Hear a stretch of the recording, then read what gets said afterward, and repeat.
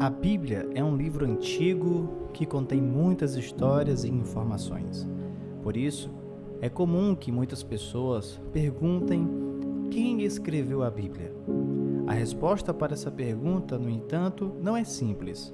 Em primeiro lugar, é importante entender que a Bíblia é uma coleção de livros escritos por diferentes autores ao longo de muitos séculos. Existem dois principais conjuntos de livros que compõem toda a Bíblia: o Antigo Testamento e o Novo Testamento. O Antigo Testamento é composto por 39 livros que foram escritos entre os séculos passados antes de Cristo. Esses livros foram escritos principalmente em hebraico, com algumas partes em aramaico e outros desses autores, muitas das vezes desconhecidos.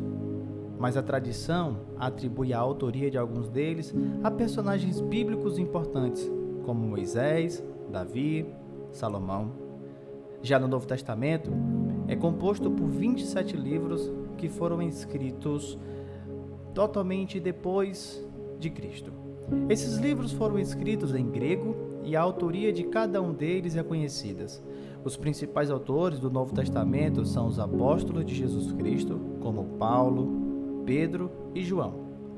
É importante notar que, apesar da autoria dos livros da Bíblia ser muitas das vezes conhecida, isso não significa que eles sejam menos importantes ou menos aguardados. Muitos estudiosos acreditam que a Bíblia é um livro inspirado por Deus e que os autores foram guiados pelo Espírito Santo para escrever as palavras que estão neste livro. Além disso, é importante entender que a Bíblia não foi escrita de uma única vez. Ela foi formada ao longo de muitos séculos e passou por diversos processos de seleção e edição. Muitos dos livros que foram escritos na época em que a Bíblia estava sendo formada não foram incluídos na coleção final, por diferentes motivos.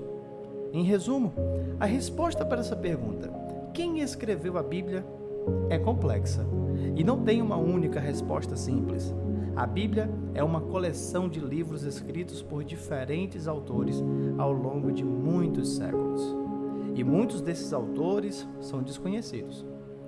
No entanto, acredita-se que a Bíblia é um livro inspirado por Deus e que os autores foram guiados pelo Espírito Santo para escrever as palavras que estão nesse livro.